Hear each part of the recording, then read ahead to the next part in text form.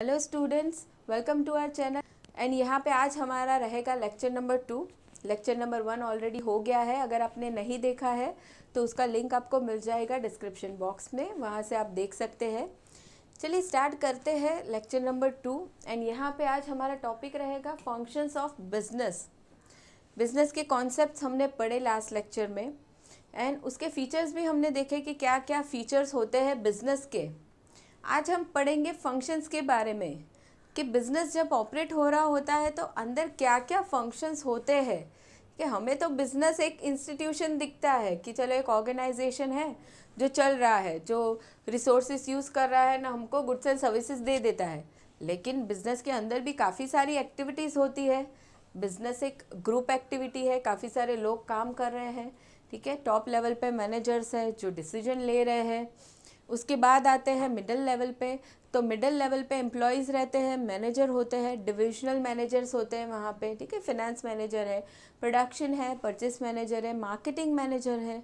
वो लोग भी काम कर रहे हैं, डिसीजन मेकिंग कर रहे हैं एंड डिसीजन को फॉलो करवा रहे हैं।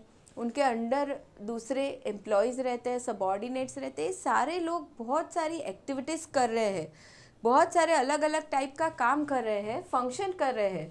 तो ये फंक्शंस कौन कौन से होते हैं वो आज हम एक एक करके पढ़ेंगे डिटेल में। चलिए स्टार्ट करते हैं। For the smooth conduct of business activities there is a need to perform certain functions, certain important functions. Generally important business functions are as follows. कौन कौन से business functions होते हैं? तो यहाँ पे फाइनेंस आएगा, marketing, sales, inventory management, human resource management, research and development, public relations, corporate planning, corporate social responsibility, production. ये सारे ही फंक्शंस जो इम्पॉर्टेंट फंक्शंस हम कह सकते हैं वो है बिजनेस के। अब इन सबको हमें एक एक करके डिटेल में स्टडी करना है। चलिए स्टार्ट करते हैं। सबसे पहला हम करेंगे production function. Production function, goods produce हो रहा है, गुड्स बन रहा है। ठीक है, कस्टमर जब गुड्स खरीदता है या सर्विस लेता है, ठीक है, तो वो गुड्स हम कहेंगे या वो सर्विस हाँ जो हम कहेंगे वो कस्टमर को मिलने से पहले बहुत सारी प्रोसेस होती है। ठीक है, गुड्स की बात करें तो गुड्स प्रोड्यूस होता है।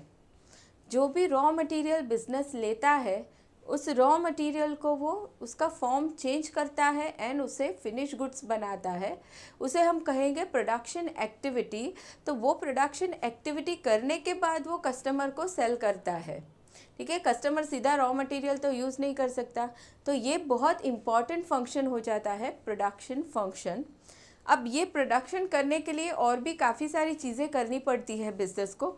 जैसे हम रिसर्च एंड डेवलपमेंट कह सकते हैं कि गुड्स किस तरह का बनाना है। ठीक है, गुड्स में कुछ चेंजेस करने हैं या नहीं करने, प्रोडक्ट डिज़ाइन करना पड़ेगा। ऐसी काफ़ी सारी चीज़ें की जाती है प्रोडक्शन फंक्शन में। मशीनरी को लाया जाता है, मशीनरी मेंटेन किया जाता है, जो मशीनरी यूज़ करके प्रोडक्शन होता है। चलिए अभी देखते हैं यहाँ पे क्या दिया है उन लोगों ने। Production function in a manufacturing unit, production relates to conversion of raw material into finish product. इसे हम कहेंगे production. In the service sector the term production is referred as operations. Manufacturing business में हम प्रोडक्शन को production word ही use करेंगे। लेकिन इन case of service industry, जहाँ पे कस्टमर को सर्विस दी जाती है, जैसे हम होटल इंडस्ट्री कहे, इंश्योरेंस कहे, ट्रांसपोर्ट कहे, ठीक है, वो सारी सर्विसेज है, तो सर्विसेज के केस में हम ऑपरेशंस कहेंगे प्रोडक्शन फंक्शन को। Production function creates form utility.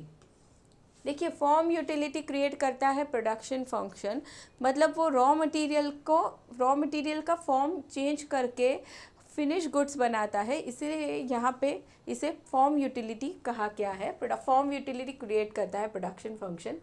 With in the production department there are various sub functions which includes. अब ये जो हम प्रोडक्शन मेन फंक्शन की बात कर रहे हैं उसके अंदर क्या क्या एक्टिविटीज़ और होती है जिसे हम सब फंक्शन कहेंगे। Production planning and control. Production planning and control होता है कि चलो मान लो हम मंथली कहे या 6 मंथली या क्वार्टरली कहे, तो कितना प्रोडक्शन हमें करना है, ठीक है, कहाँ पे हम स्टॉप कर देंगे, कहाँ पे प्रोडक्शन कंट्रोल करना है, तो वो सारी चीज़ें आएगी यहाँ पे। क्वालिटी कंट्रोल, क्वालिटी प्रोडक्ट की हमेशा ही चेक की जाएगी। अब जैसे कि अभी बिज़नेस क्या करता है, उसके प्रोडक्ट्स की क्वालिटी डिसाइड कर लेता है, उसे हम कहेंगे स्टैंडर्ड डिसाइड करना। कोई भी गुड्स प्रोड्यूस हो रहा हो, वेदर वो मोबाइल है या फूड प्रोडक्ट है या मेडिसिन है या कोई भी हम प्रोडक्ट कहे, उसका एक स्टैंडर्ड डिसाइड किया जाता है कि इस स्टैंडर्ड का प्रोडक्ट तो बनना ही चाहिए। उस स्टैंडर्ड से कम बना है तो फिर वो प्रोडक्ट कस्टमर को सेल नहीं किया जाता, ठीक है, उससे ज़्यादा क्वालिटी का ही सेल किया जाता है। उसे हम कहेंगे क्वालिटी कंट्रोल करना। तो ये भी एक सब फंक्शन हो जाएगा प्रोडक्शन का। उसके बाद आता है research and development. Research and development किया जाता है कि प्रोडक्ट में करना है या फिर प्रोडक्शन की कोई प्रोसेस में भी हो सकता है कि हम जो प्रोसेस यूज़ कर रहे हैं प्रोडक्शन के लिए, मान लो उसमें कोई चेंजेस लाने हैं, या फिर हम कहेंगे कि हम कोई मशीनरी यूज़ कर रहे हैं वहाँ पे चेंजेस लाने हैं। इन सारी चीज़ों को रिसर्च एंड डेवलपमेंट में लाया जाएगा। नेक्स्ट आता है maintenance of plant and machinery. Production process में या फिर सर्विस देने में भी प्लांट एंड मशीनरी अगर यूज़ हो रहा है तो उस प्लांट एंड मशीनरी का मेंटेनेंस करना बहुत ज़रूरी है, नहीं तो क्या होगा, वो प्लांट एंड मशीनरी बहुत जल्दी ही ख़राब हो जाएगा। तो ये चीज़ें आएगी प्रोडक्शन के अंदर। ये हो गया हमारा सबसे फर्स्ट फंक्शन। नेक्स्ट हम देखेंगे इन्वेंट्री मैनेजमेंट। चलिए, अभी इन्वेंट्री का मतलब हो जाएगा स्टॉक। बिजनेस में इन्वेंट्री रॉ मटेरियल की भी होगी, फिनिश गुड्स की भी हो सकती है, कोई इक्विपमेंट्स की भी हो सकती है, स्पेयर पार्ट्स की भी हो सकती है। इन्वेंट्री बिजनेस में होना बहुत ज़रूरी है क्योंकि अभी हम प्रोडक्शन कर रहे हैं और अभी के अभी हम रॉ मटेरियल लेने जाएंगे, वैसा तो पॉसिबल है नहीं। हम रॉ मटेरियल लाके स्टोर करके ही रखेंगे हमेशा, तो इन्वेंट्री तो रहेगा बिजनेस में। फिनिश प्रोडक्ट की अगर हम बात करते हैं तो फिनिश प्रोडक्ट भी हम फ्यूचर सेल्स को एंटिसिपेट करके बना के रखते हैं प्रोडक्ट को, फिनिश प्रोडक्ट को, ठीक है। ऐसा नहीं होता है कि कस्टमर ने डिमांड किया तभी ही हम बनाने बैठेंगे, ऐसा नहीं होता है। तो फिनिश प्रोडक्ट की भी इन्वेंट्री होती है बिजनेस के अंदर। अभी ये जो इन्वेंट्री है उसे मैनेज करना बहुत ज़रूरी है। मैनेज करना मतलब उसका जो प्रॉपर लेवल है इन्वेंट्री का वो मेंटेन करना बहुत ज़रूरी है, क्योंकि क्या होगा, हमने ज़रूरी है उससे ज़्यादा लेवल का इन्वेंट्री रखा है बिजनेस में, तो एक तो उसे संभालने का टेंशन, ठीक है, कि वो डैमेज ना हो जाए, ख़राब ना हो जाए, उतनी स्पेस रिक्वायर्ड होगी। एंड दूसरा क्या होगा, पैसे भी उतने ब्लॉक हो जाएंगे क्योंकि हमने एक्स्ट्रा रॉ मटेरियल ला के रखा है या एक्स्ट्रा फिनिश गुड्स हमने बना के रखा है, ठीक है। तो ओवर इन्वेंट्री नहीं होना चाहिए या फिर अंडर इन्वेंट्री भी नहीं होना चाहिए। अब ज़रूरत है उससे भी हम कम रॉ मटेरियल ला के रखेंगे तो क्या होगा, प्रोडक्शन में डिस्टर्बेंस आएगा, बार बार हमें रॉ मटेरियल लेने जाना पड़ेगा, बार बार ट्रांसपोर्टेशन कॉस्ट होगी, वो एक्सपेंस बढ़ जाएगा, प्लस प्रोडक्शन भी अटक जाएगा, एम्प्लॉय बैठे रहेंगे वैसे ही क्योंकि रॉ मटेरियल अवेलेबल नहीं है। वैसे ही फिनिश प्रोडक्ट भी अगर हम कम इन्वेंट्री रखते हैं तो क्या होगा, डिमांड सामने आ रही है प्रोडक्ट की तो हम डिमांड फुलफ़िल नहीं कर पाएंगे क्योंकि हमारे पास तो कम इन्वेंट्री है, ठीक है। तो ये चीज़ें ध्यान में रखनी है। इन्वेंट्री का जो एक्यूरेट लेवल है, प्रॉपर लेवल है, वो हमें मैनेज करना है बिजनेस के अंदर। चलिए, now inventory management refers to management of inventory such as finish goods, semi finish goods, raw material, parts and other items of inventory. Proper inventory of materials must be maintained. Over inventory and under inventory to be avoided. दोनों ही चीज़ें avoid करना है, over and under. Over inventory is to be avoided for it blocks working capital. ज़्यादा inventory होगी तो हमारा working capital उसमें अटक जाएगा. Under inventory blocks production cycle and consequently affects delivery of goods in the market. Under inventory होगी तो क्या होगा, मार्केट में प्रोडक्ट की डिलीवरी अफेक्ट हो जाती है. Now inventory management involves following activities. अब इन्वेंट्री मैनेजमेंट में क्या क्या एक्टिविटी होती है? मटेरियल प्लानिंग, जैसे वहाँ पे प्रोडक्शन का प्लानिंग हो रहा था, यहाँ पे मटेरियल का होगा, कितना मटेरियल रिक्वायर्ड है, कितना हमें ख़रीदना है, ठीक है, कितना हम नहीं लेंगे, जब ज़रूरत होगी तभी ही लाएंगे, फिनिश स्टॉक हम कितना मेंटेन रखेंगे, तो सारी प्लानिंग होगी यहाँ पे। Purchasing of material and other inputs, store keeping, stock जो हम इन्वेंट्री जो हम संभाल के रखते हैं, स्टोर कीपिंग, वहाँ पे जो भी चीज़ें की जाती है उसका इंश्योरेंस लिया जाता है, प्रॉपर पैकिंग की जाती है, सेफ्टी मेजर्स लिए जाते हैं, वो सारी चीज़ें यहाँ आएगी। Issuing of material and other inputs, material and other inputs को इशू करना टू प्रोडक्शन डिपार्टमेंट, जब जब रिक्वायरमेंट हो उसे इशू करना। Next is monitoring inventory of items, inventory item को हमेशा चेक करते रहना कि चलो वो ख़राब ना हो जाए, या तो फिर जब उसकी रिक्वायरमेंट हो उसे तुरंत ही ऑर्डर कर दिया जाए। तो ये सारी चीज़ें आएगी मॉनिटरिंग ऑफ इन्वेंट्री आइटम्स के अंदर। नेक्स्ट है marketing function, third. Marketing function की हम बात करेंगे वहाँ पे, अब कोई भी गुड्स या सर्विस हमने बनाया हो तो उसे मार्केटिंग करना बहुत ज़रूरी है। मार्केटिंग का मतलब हो जाएगा कस्टमर तक उसकी इन्फॉर्मेशन पहुंचाना बहुत ज़रूरी है कि हमारा प्रोडक्ट या सर्विस किस तरह का है, क्या क्या क्वालिटीज़ है उसमें, किस प्राइस पे हम दे रहे हैं, ठीक है, क्या क्या ऑफ़र्स हम प्रोवाइड कर रहे हैं। तो ये सारी ही चीज़ों को हम कहेंगे मार्केटिंग करना। तो अब मार्केटिंग फंक्शन में क्या क्या आएगा हम पढ़ते हैं। The success and survival of a business is largely influenced by the activities of marketing department. देखिए, हमने प्रोडक्शन बहुत अच्छा किया, इन्वेंट्री भी बहुत सही से मेंटेन किया, सारी चीज़ें हम बराबर कर रहे हैं, फाइनेंस भी हम बराबर लाए, लेकिन अगर हम मार्केटिंग बराबर नहीं कर पा रहे हैं, मार्केटिंग में हम गड़बड़ कर रहे हैं, तो फिर हो सकता है कि हम लॉस कर दें, ठीक है, क्योंकि मार्केटिंग पे ही डिपेंड करेगा हमारा profit. Marketing is concern with identification and satisfaction of customer requirements. Marketing involve several activities such as, marketing में क्या क्या चीज़ें आने वाली है। मार्केटिंग में सबसे पहला आएगा marketing research, which includes customer research, dealer research etcetera. यहाँ पे क्या किया जाएगा, मार्केटिंग रिसर्च में कस्टमर का रिव्यू या कस्टमर का फीडबैक लिया जाएगा कि उन्हें किस तरह का प्रोडक्ट या सर्विसेज रिक्वायर्ड है, एंड डीलर का भी रिव्यू लिया जाएगा। डीलर के थ्रू अगर हम प्रोडक्ट सेल कर रहे हैं तो डीलर के हम ओपिनियन लेंगे, क्योंकि डीलर कस्टमर से डायरेक्टली बात कर रहा है, कस्टमर को डायरेक्टली सेल कर रहा है, इसलिए उसे पता रहेगा कि कस्टमर रिक्वायरमेंट क्या है। तो हम डीलर की भी रिव्यू लेंगे, कस्टमर के भी लेंगे। Next is pricing of product.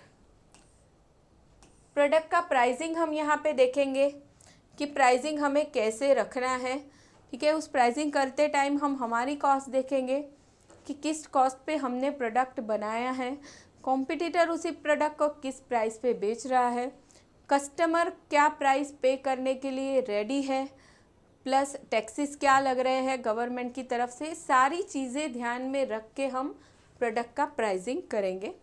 Pricing of product by considering certain factors such as cost, competition, customers' nature, conditions prevailing in the market, corporate image, etc. ये सारी ही चीज़ें हम ध्यान रखेंगे at the time of pricing of the product. Next one is promotion mix. देखिए, promotion mix में हम क्या करेंगे, which includes publicity, advertising, sales promotion etcetera, ये सारी चीज़ें यहाँ पे की जाएगी। हम हमारे प्रोडक्ट या सर्विसेज के लिए पब्लिसिटी करवाएंगे, एडवर्टाइजिंग करेंगे। एडवर्टाइजिंग में कौन से मोड्स यूज़ करने वो देखेंगे कि चलो न्यूज़पेपर में एडवर्टीज़मेंट देना है, टेलीविज़न पे देना है, इंटरनेट पे देना है। एंड दूसरा सेल्स प्रमोशन टेक्निक यूज़ करेंगे, जैसे हम हमारे सेल्स पर्सन को कमीशन देते हैं ज़्यादा सेल्स करने के लिए, तो वो हो जाता है सेल्स प्रमोशन टेक्निक। ये सारी ही चीज़ें हम देखेंगे under promotion mix. Next is product distribution. देखिए, प्रोडक्ट डिस्ट्रीब्यूट करना उसके अंदर आएगा which include selection of channel of distribution, transportation, maintaining dealer relationship etcetera. Customer को हम प्रोडक्ट सेल कर रहे हैं, कस्टमर का ऑर्डर आया है, हमें सेल करना है, तो उस कस्टमर तक हम प्रोडक्ट कैसे पहुंचाएंगे वो डिसाइड करना, वो आएगा अंडर प्रोडक्ट डिस्ट्रीब्यूशन, कि हम कौन सा ट्रांसपोर्टेशन मोड सिलेक्ट करेंगे, या फिर मेंटेनिंग डीलर रिलेशनशिप, हम हमारे डीलर के साथ कैसे रिलेशनशिप मेंटेन करेंगे, कैसे टर्म्स एंड कंडीशंस हम वहाँ पे रखेंगे, वो आएगा अंडर प्रोडक्ट डिस्ट्रीब्यूशन। नेक्स्ट है product positioning, which aims at creating distinct image of the product brand in the minds of target customer विज़ competing brands. देखिए कोई भी प्रोडक्ट हो, बहुत सारा कंपटीशन रहता है मार्केट में उस प्रोडक्ट के लिए, ठीक है। तो हमें क्या करना है, प्रोडक्ट पोजीशनिंग, हम क्या करेंगे, कस्टमर के माइंड में हमारे प्रोडक्ट के लिए कुछ एक अलग ही इमेज क्रिएट करेंगे, उसे हम कहेंगे प्रोडक्ट पोजीशनिंग, ठीक है। जैसे हम अमूल कंपनी की बात करें या फिर लक्स है, ठीक है, बहुत सालों से ये कंपनी टिकी हुई है मार्केट में, अच्छी क्वालिटी ऑफ गुड्स तो ये देते ही लेकिन इन्होंने क्या किया है, एक तरह का प्रोडक्ट पोजीशनिंग भी कर दिया है कस्टमर के माइंड में, जो कंपनी को क्या दिलाता है, हमेशा सक्सेस दिलाता है, प्रॉफिट दिलाता है, ठीक है। तो ये हो गया एक मार्केटिंग फंक्शन हम कहेंगे। Next is sales function. चलिए अभी सेल्स फंक्शन के बारे में पढ़ना है। सेल्स एक्टिविटी भी बहुत ज़रूरी होती है बिजनेसेस में। अभी in large firms the sales activities as are performed by the sales department. The sales department works in close coordination with the marketing department. Marketing department क्या कर रहा है, वो सेल्स नहीं कर रहा है, वो कस्टमर तक गुड्स वो नहीं पहुंचा रहा है, वो सिर्फ मार्केटिंग एक्टिविटी कर रहा है, कस्टमर के बारे में रिसर्च कर रहा है, कस्टमर के माइंड में अच्छी इमेज क्रिएट कर रहा है प्रोडक्ट के लिए, ठीक है, एडवर्टाइजिंग कर रहा है, वो सारी चीज़ें वो कर रहा है। लेकिन जब सेल्स का ऑर्डर आएगा, कस्टमर ने प्रोडक्ट मांगा है, बाय किया है हमसे, फिर आगे का काम चालू होगा सेल्स डिपार्टमेंट का, कि उस कस्टमर तक वो प्रोडक्ट कैसे पहुंचाना है। Now the sales department is concern with the selling activities of the firm. It receives or books order from the dealer or customer. सबसे पहला काम वो करेगा, books orders from dealers or customers and then distributes the goods through the distribution channel. देखिए क्या करेगा, मान लो TV के बिजनेस है, टेलीविज़न सेल करने का बिजनेस है, रेफ्रिजरेटर का, वॉशिंग मशीन का, मोबाइल फ़ोन का, ठीक है, ये सारे बिजनेस है मान लो। तो क्या किया जाएगा, ऑर्डर बुक करेगी सेलिंग डिपार्टमेंट, क्या करेगा, ऑर्डर बुक करेगा फ्रॉम कस्टमर या तो फिर फ्रॉम डीलर। अगर हम डीलर के थ्रू गुड सेल कर रहे हैं तो ऑर्डर बुक किया जाएगा एंड फिर आगे का प्रोसेस किया जाएगा।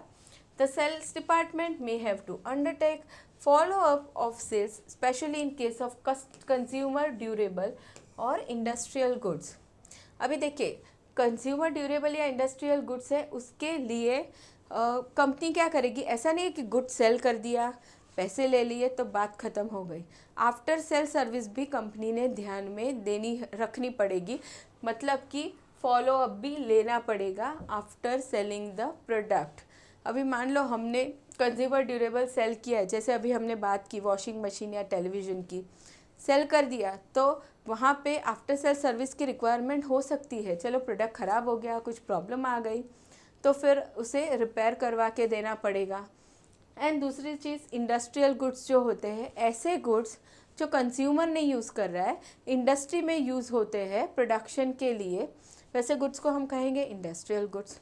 तो वैसे गुड्स के लिए भी आफ्टर सेल सर्विस होना बहुत ज़रूरी है या फॉलो अप करना बहुत ज़रूरी है। तो ये सारे फंक्शंस हो जाते हैं सेल्स फंक्शन में। Now next one is finance function. चलिए अभी फाइनेंस फंक्शन मतलब ये तो बहुत इम्पॉर्टेंट हो जाएगा बिजनेस के लिए। विदाउट फाइनेंस कोई भी बिजनेस, छोटा हो, बहुत छोटा बिजनेस हो, बड़े बिजनेस की तो जाने ही दो, फाइनेंस के बिना तो चलेगा ही नहीं। Finance is must. अब बिजनेस शुरू हो रहा हो या चल रहा हो, फाइनेंस तो रिक्वायर्ड होता ही है हमेशा ही। तो फाइनेंस फंक्शन में क्या आने वाला है, कि जितनी भी रिक्वायरमेंट है उस रिक्वायरमेंट के अकॉर्डिंगली पैसे आएंगे कहाँ से, सोर्स डिसाइड करना होगा। ठीक है, वो सोर्स भी कैसा ढूंढना होगा। ऐसा नहीं है कि ज़्यादा इंटरेस्ट रेट पे हमने ढूंढ लिया, कम इंटरेस्ट रेट पे अच्छा इंटरेस्ट रेट हो जहाँ पे, ठीक है, हमें ज़्यादा पैसे ना देने पड़े, वैसा सोर्स ढूंढना पड़ेगा। पैसे आ गए, फंड आ गया बिजनेस में, अब वो पैसे यूज़ कहाँ पे करने हैं वो देखना पड़ेगा। अब जो सोर्स है जहाँ से हमारे पैसे आए हैं वो पैसे लॉन्ग टर्म के लिए भी आ सकते हैं, short term working capital requirement के लिए भी हो सकते हैं। अब ये जो पैसे आए हैं वर्किंग कैपिटल रिक्वायरमेंट के हैं तो हम वैसे यूज़ करेंगे, लॉन्ग टर्म के हैं तो हम फिक्स्ड एसेट में यूज़ कर सकते हैं। ठीक है, तो यहाँ पे हम बात करेंगे फिनेंस में sources of the fund and application of the funds. Now every business firm, large or small, requires adequate amount of fund for the efficient conduct of its activities. Finance is considered as the lifeline of modern business. Now business finance is concerned with planning, obtaining, utilizing and controlling of funds in a business. ये सारी चीज़ें की जाएगी funds के लिए, planning, obtaining, utilizing and controlling of fund in a business. Some of the important finance function are, कौन कौन से फाइनेंस फंक्शन इंपॉर्टेंट हो गए, determining right source of fund, कहाँ से पैसे आएंगे, राइट सोर्स डिसाइड करना है। एप्लीकेशन ऑफ फंड, कहाँ पे वो पैसे अप्लाई करने हैं। Next is proper management of working capital, working capital के लिए पैसे आए, शॉर्ट टर्म के लिए पैसे आए, उन्हें प्रॉपरली मैनेज करना है। बहुत सारे खर्चे हैं, मान लो रेंट पे करना है, सैलरी है, ठीक है, इलेक्ट्रिसिटी पे करना है, बहुत सारे एक्सपेंसेस है, तो उसके लिए हम प्रॉपरली फ़ंड को मैनेज करेंगे। Proper management of fix capital, fix capital जो पैसे लॉन्ग टर्म के लिए आए हैं उन्हें कहाँ पे यूज़ करना है उसका प्रॉपरली मैनेजमेंट करना। ठीक है, ये सारी चीज़ें हो गई under finance function. Next is human resource management, HRM। अब बिजनेस बिना एम्प्लॉयज़ के भी तो नहीं चलेगा। ठीक है, कोई भी लेवल हो वहाँ पे, अभी ये जितने भी फंक्शंस हम पढ़ रहे हैं वो सारे फंक्शंस करने के लिए एम्प्लॉयज़ तो होने चाहिए। विदाउट एम्प्लॉयज़ तो कोई भी फंक्शन होने ही नहीं वाला है। ठीक है, तो अब अंडर ह्यूमन रिसोर्स प्लानिंग क्या क्या चीज़ें आएगी देखते हैं। The success and survival of the firm largely depends upon quality of people, किस तरह के एम्प्लॉयज़ हमारे बिजनेस में काम कर रहे हैं उस पर बिजनेस की सक्सेस डिपेंड करती है। HRM is concern with the management of people in the organisation.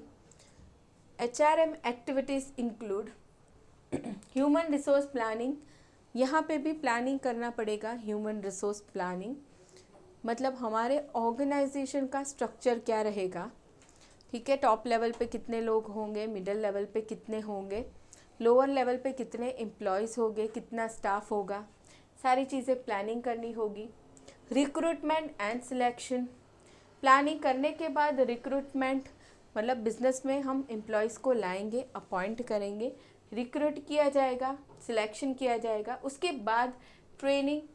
Employ आ गया बिजनेस में तो तुरंत काम तो नहीं करेगा फर्स्ट डे से, उसे ट्रेनिंग देनी पड़ेगी, या फिर बिजनेस चल रहा है तो वहाँ पे भी कभी कभी ट्रेनिंग की रिक्वायरमेंट होती है एम्प्लॉय को।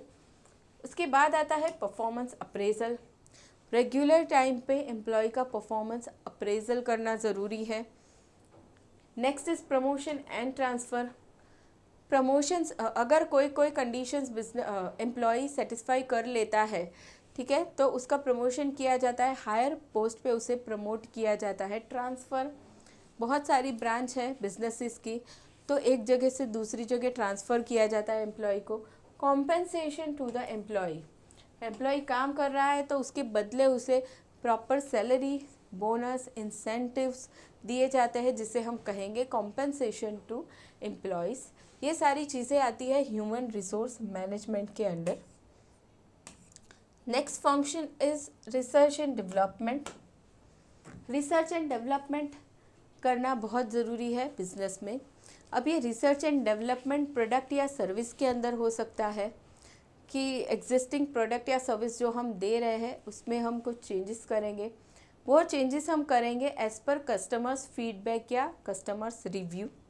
ठीक है। एंड दूसरा हम रिसर्च एंड डेवलपमेंट कर सकते हैं हमारे खुद के बिजनेस के प्रोसेस में, प्रोडक्शन का प्रोसेस है या फिर सेल्स का है, उस प्रोसेस में भी हम कुछ नया इनोवेटिव कर सकते हैं, जिसे हम कहेंगे research and development function. Nowadays, large firms set up separate department to look after R&D activities। बड़े बड़े बिजनेसेस तो क्या करते हैं, सेपरेट डिपार्टमेंट ही मेंटेन करते हैं जो सिर्फ R&D का ही काम करेगा। R&D department plays an important role in product modification and product innovation. Product modification करना मतलब एग्जिस्टिंग प्रोडक्ट में चेंजेस करना, एंड प्रोडक्ट इनोवेशन करना मतलब नया प्रोडक्ट लाना। Nowadays, firms need to allocate good amount of money for R&D activities। सब R&D activity में पैसे फंड्स ज़्यादा रिक्वायर्ड होता है। At present in India, R&D expenditure is very negligible। अभी इंडिया में बहुत कम हम खर्चा करते हैं R&D पे। Even large firm in India allocate hardly 1% of their sales revenue towards R&D activities। देखिए बड़े बड़े बिजनेसेस भी सिर्फ 1% ऑफ सेल्स इतना ही एलोकेट करते हैं R&D के लिए। अब firms specially from developed countries spend a good amount on R&D। For instance in 2020 the leading R&D spender in the world is Amazon with over $43 billion. Develop country में काफ़ी सारा खर्चा किया जाता है R&D के ऊपर, प्रोडक्ट में कुछ ना कुछ इनोवेशन लाने के लिए। अपनी कंट्री में थोड़ा कम हो रहा है अभी, जो धीरे धीरे इम्प्रूव हो सकता है। नाउ नेक्स्ट आगे देखते हैं 8th फंक्शन, पब्लिक रिलेशंस। देखिए पब्लिक रिलेशंस, अभी यहाँ पे पब्लिक रिलेशंस पब्लिक में आने वाले हैं, कस्टमर भी हो सकते हैं, मीडिया भी हो सकती है, ठीक है, या फिर हम गवर्नमेंट कहेंगे, वो सारे लोग आएंगे पब्लिक में। पब्लिक रिलेशंस, अब उन लोगों को कुछ क्वेरीज हो सकती है बिजनेस से, कुछ कंप्लेन हो सकती है, तो वो सारी चीज़ें यहाँ पे देखी जाएगी।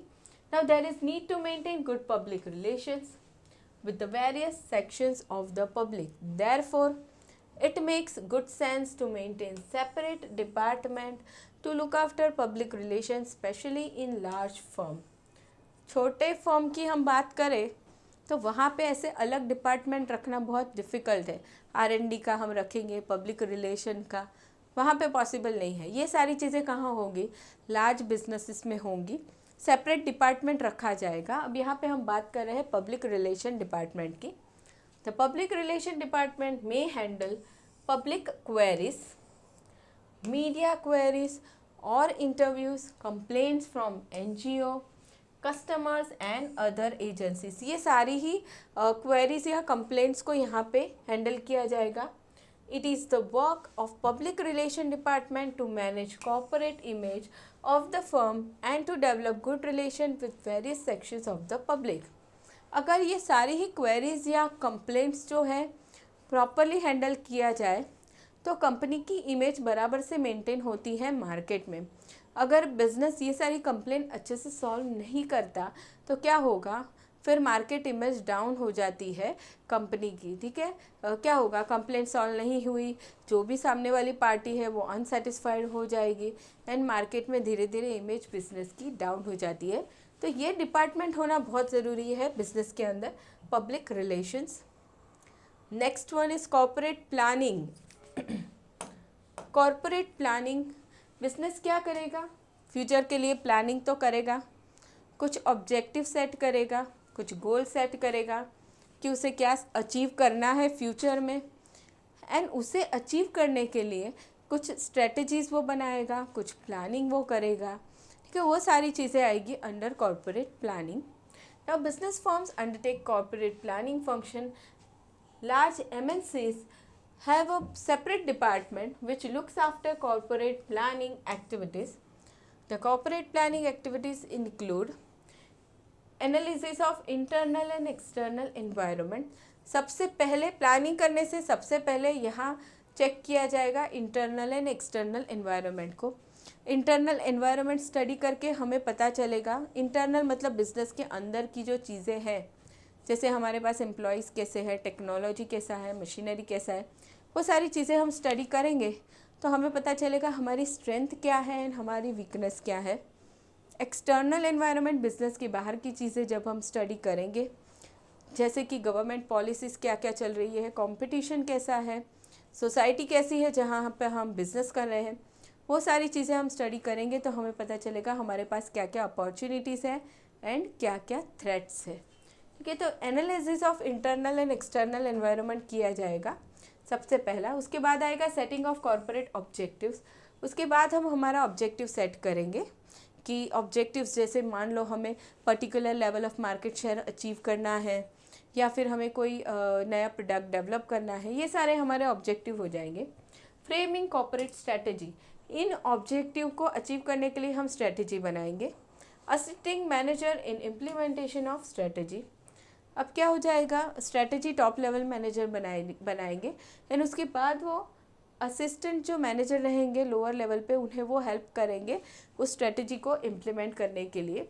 Next is review of strategy, strategy implement तो हो गई, अब उसके बाद रिव्यू तो करना पड़ेगा बराबर से इम्प्लीमेंट हुई या नहीं हुई, हमने सक्सेस अचीव की उसमें या फेलर अचीव किया। ठीक है, वो चीज़ें करेंगे, उसे हम रिव्यू कहेंगे। ये सारी चीज़ें आएंगी under corporate planning function. Now next is corporate social responsibility. चलिए, corporate social responsibility, social responsibility हमें पता है कि बिजनेस की अलग अलग स्टेक होल्डर्स की तरफ रिस्पॉन्सिबिलिटीज़ बनती है। ठीक है, एम्प्लॉयज़ है, कस्टमर्स है, गवर्नमेंट है, शेयर होल्डर्स है, इन सारे लोगों की तरफ बिजनेस की रिस्पॉन्सिबिलिटीज़ बनती है कुछ, जिसे हम कहेंगे सोशल रिस्पॉन्सिबिलिटी। अब जब कॉर्पोरेट सोशल रिस्पॉन्सिबिलिटी की हम बात करेंगे तो कुछ गवर्नमेंट ने कुछ ऐसी कंडीशंस दी है, अगर वो कंडीशंस फुलफ़िल होती है, कोई कंपनी वो कंडीशंस फुलफ़िल करती है तो फिर उस कंपनी को क्या करना पड़ेगा, उसे कुछ रिस्पॉन्सिबिलिटीज़ फुलफ़िल करनी पड़ेगी। अब वो कंडीशंस क्या है एंड वो रिस्पॉन्सिबिलिटीज़ क्या है वो हम पढ़ते हैं।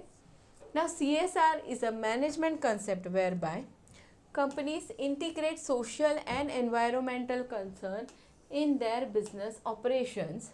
कि अब यहाँ पे क्या किया जाएगा, जो कंपनी है जिसे सोशल रिस्पॉन्सिबिलिटी फुलफ़िल करनी है वो क्या करेगी, उसकी जो बिज़नेस प्रोसेस है उसे इस तरीके से डिज़ाइन करेगी कि बिज़नेस प्रोसेस भी होती जाए और साथ साथ में एनवायरमेंटल कंसर्न भी ध्यान में रखा जाए। ठीक है, एनवायरनमेंट को नुकसान करके कोई भी बिज़नेस प्रोसेस नहीं किया जाएगा, उस बिज़नेस प्रोसेस को डेवलप भी ऐसा किया जाएगा कि उसकी रिस्पॉन्सिबिलिटी भी साथ साथ में पूरी होती जाए।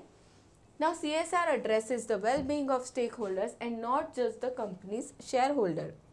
Now CSR is a commitment by business firm to behave ethically and contribute to economic development while improving the quality of life of the workforce and their families as well as local community and society at large. अब CSR क्या है, business firm एक commitment दे रहा है कि वो ethically काम करेगा एंड सोसाइटी के इकोनॉमिक डेवलपमेंट के लिए काम करेगा, quality of life of workforce, उसके एम्प्लॉय की क्वालिटी ऑफ लाइफ इम्प्रूव करेगा। ठीक है, and local community and society के वेलफेयर के लिए भी वो काम करेगा। Now the companies act 2013 mandates companies with net worth more than 500 crores or revenue of more than 1000 crore or net profit of more than 5 crore to earmark at least 2% of their average net profit of preceding 3 years for CSR activities। देखिए, ये जो conditions मैंने बोला था, यहाँ पे conditions आ गई।